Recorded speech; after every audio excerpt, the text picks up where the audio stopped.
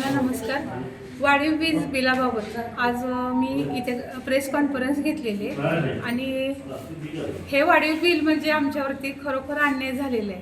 कारण smart meter जसं बसवलं तसं युनिट एकदम 1750 पहिलं युनिट लाईट बिल आलं 25,000चं आणि त्यासाठी आम्ही MSEBीत खूप खेपा घातल्या.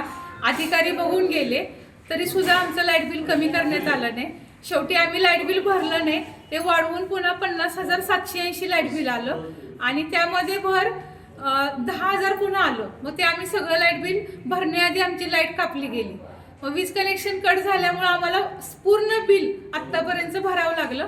आत्ता ह्या मागच्या महिन्याचं बिल 11,780 आले आणि घरामध्ये असं की आमच्या काहीच नाही की आटा चक्की आहे किंवा काय, आमचा TV सुद्धा बंद आहे, तरी सुद्धा हे लाईट बिल एवढं आलेलं आहे. आणि त्या विरोधात आज मी इथं माझा आवाज उठवलेला आहे आणि मला खरोखर न्याय मिळावा आणि आमचं पहिलं जे मीटर आहे ते परत बसवावं अशी मी मागणी करते.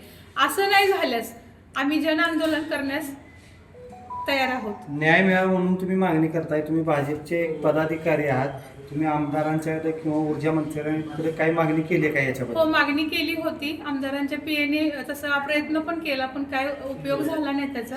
आणि पक्षाची पदाधिकारी असण्याआधी मी एक गृहिणी आहे, त्यामुळे मला हे आज बोलावंसं वाटलं आणि आज मी बोलले. सरकार विरोधात तुम्ही आवाज उठवणार आहे? सरकार विरोधात असं नाही म्हणता येणार. जिथं अन्याय होतो, आता माझी ही अवस्था असेल पदाधिकारी असून तर सर्वसामान्य लोकांची काय अवस्था होणार आहे? म्हणजे भाजपच्याच तुम्ही सचिवपदी आहात आणि तुमच्यावर अन्याय होते.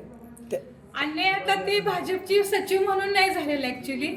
आता हे कसं झाले मला माहित नाही. जसं स्मार्ट मीटर बसवले तसं हे म्हणजे वाढीव बिल यायला लागले आणि एक गृहिणी म्हणून मी आज आवाज उठवलेला आहे. पदाधिकारी हा विषय इथे येत नाही, पक्ष हा विषय येत नाही इथे.